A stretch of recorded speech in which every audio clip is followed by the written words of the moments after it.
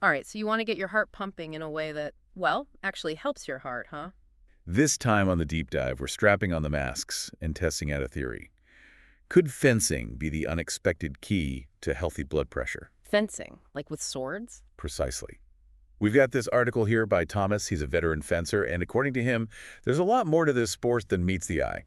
Well, it's not every day we get to talk swordplay and health in the same breath. So lay it on me. What's Thomas's take on how fencing could actually, what, lower blood pressure? Well, he starts by saying that when you're on that strip going blade to blade, your heart rate can hit a whopping 90% of its maximum. Whoa, 90%. That's intense. Yeah, it really is. And that intensity is a major part of his point. We all know cardio is good for the heart, but what about those short bursts of all-out effort that you get with fencing? Yeah. Those lunges, those parries. It's almost like HIE, high-intensity interval training. Oh, right, like sprinting, then resting, then sprinting again. Exactly. And studies have shown that HIE can be incredibly effective for heart health. It's that whole shock and awe approach, I guess, for your cardiovascular system. Gets things working in a way that your everyday jog just doesn't quite achieve. So we're talking about the heart-healthy benefits of basically, what, pretending to stab someone. Well, there's a lot more to it than just that, of course. Right, fencing involves strategy, focus, quick thinking. Exactly. And this is where it gets even more interesting, because Thomas also talks about things like calorie burn, stress relief, even improved coordination. All those are Right. good for you generally, right? Right. But they also tie right back to blood pressure. Okay, yeah, I can see how that all connects. I mean, I know when I'm stressed, I can practically feel my blood pressure rising. Right. And then on the flip side, we've got the calorie burn.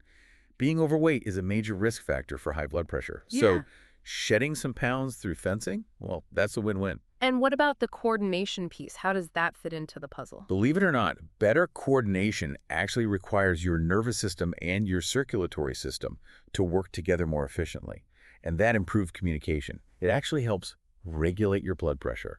Wow, who knew that mastering a parry could actually calm your cardiovascular system? That's wild. But you know what else caught my eye in this article? Thomas talks about how fencing isn't just for, young athletic types. He says he sees people of all ages on the piste, even folks in their 70s and 80s. Right. It really seems to challenge those preconceived notions about what's possible as we age. It's incredibly inspiring to hear about older adults engaging in a sport that requires such physical and mental agility. I mean, I can barely touch my toes some mornings, but I do have to ask, is it safe for everyone? That's a great point. While it's fantastic that fencing is accessible to a wide range of ages, it's crucial to consult with a doctor before jumping into any new exercise program, especially if you have pre-existing health conditions. Absolutely. Safety first, always. But I gotta say, this whole fencing family thing that Thomas talks about, it's kind of heartwarming, isn't it? It is, although I can't help but picture Grandma and Grandpa going at it with those epées. Ha! No, that's an image.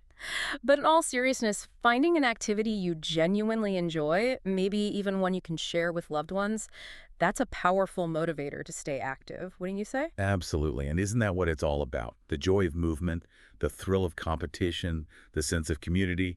These things can do wonders for both our physical and mental well-being. So let's recap. It sounds like fencing might be a real contender when it comes to managing blood pressure. You've got the intense cardio, the built-in stress relief, the potential for lifelong engagement, not to mention the coolness factor. It does seem to tick a lot of boxes. And who knows, maybe we'll see a surge in fencing club memberships after this. But even if swordplay isn't your thing, remember this.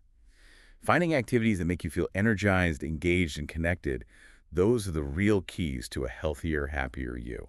So true. It's not just about fencing. It's about finding what sparks that fire in you, what keeps you moving and feeling alive. Exactly. So tell me, what gets you moving and feeling alive? Oh, that's a great question. And one I think we'll leave for our listeners to ponder.